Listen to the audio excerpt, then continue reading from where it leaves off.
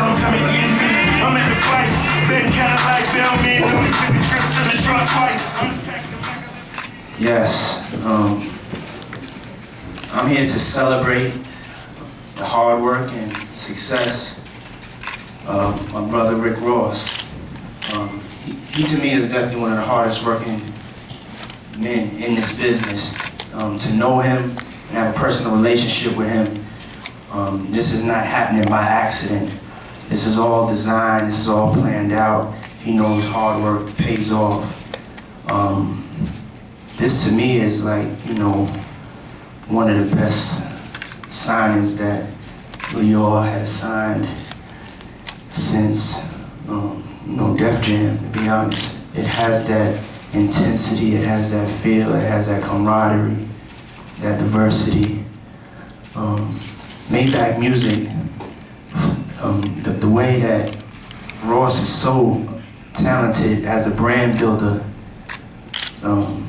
every time you hear that Australian girl say Maybach Music, Maybach Music. It's like your dick gets hard. Or at least my dick gets hard. So I had to bring, Ross, I'm telling you now, I had to bring back the bad boy with the chimes for the beginning of my record. So please don't, it's all love, baby. Yeah, but Ross was and is a pioneer. When you think of mixtapes were throwaways. Mixtapes were warm-ups before Rick Ross put out his mixtapes. His mixtapes were albums, his mixtapes would drive the labels crazy. I had to have a conversation, a fight with him when I was managing him for like 2 weeks. And then I realized we was friends and I wasn't gonna get a commission, so I kept managing him because I love him and kept consulting him and all that. But so we had our first manager, you know, artist fight, because he was actually going to keep BMF on the mixtape and not release it. And that's how much belief he has in his ability to make another hot record. He's like, I'll make another one of those.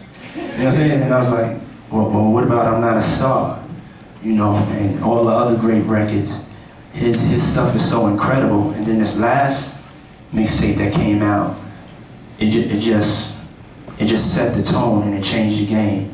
Now cats put out mixtapes that are better than their albums. They're able to go and tour on them. They're able to have their certain independence. His actual records of his mixtapes are so hot that they wind up jumping on radio without promo teams having to work it. To me, he is the most consistent rapper right now in this generation.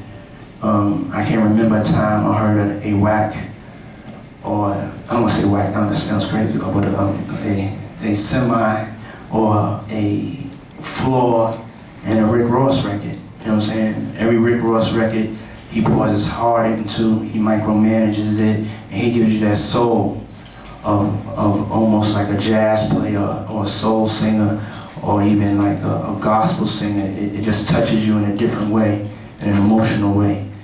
And you know, I've never seen anybody that's a recording artist have as good of ears as, you know, Rick Ross. He has the best ears in the game to me, hands down, on picking these tracks. He picks all of these tracks. He writes these choruses. He knows how to make a song. He knows how to make it emotional. And he knows how to stay, most importantly, stays directly in his lane. And he puts out so much work that he overwhelms the marketplace in a way that he just takes over. And it's just Rick Ross time. No matter who else is out there, you can't really fuck with him. And also, to me, he was one of the first brands to really take advantage of social media, as far as an artist taking advantage of social media.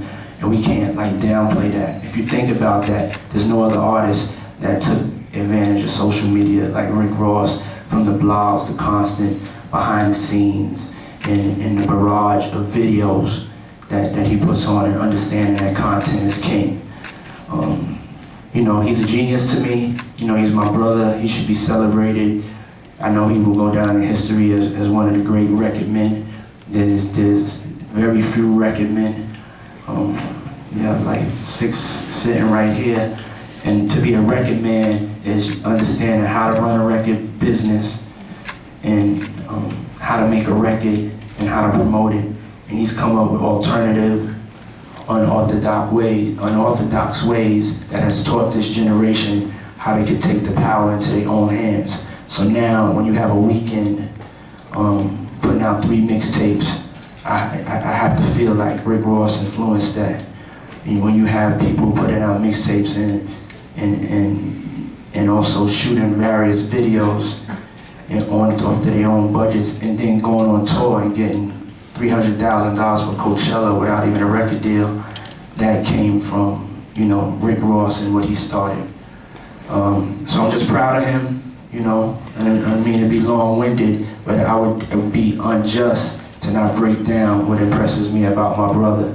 You know what I'm saying? I want to say it while he's here. I want to say it while he's in my face and in this room. I respect him, I'm proud of him. I feel he's one of the great ones. And, you know, I remember I got a lot of flack. You know what I'm saying? When we started working together, we both just got a lot of flack. People didn't understand our relationship, but I knew you was a great one. You know what I'm saying? And I ain't give a fuck.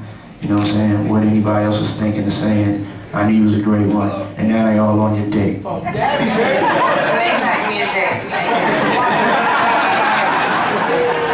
And I'm gonna close and make it short and brief with this last thing. Rick Ross was the first artist brand that we chose with Ciroc when we were just starting out.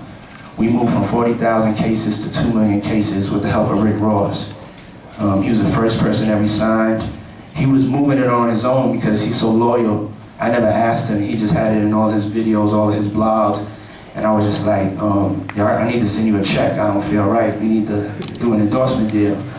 And so, yeah, it's good. Thank you. I need to thank you for that success. And then Theo got involved and, you know, went crazy.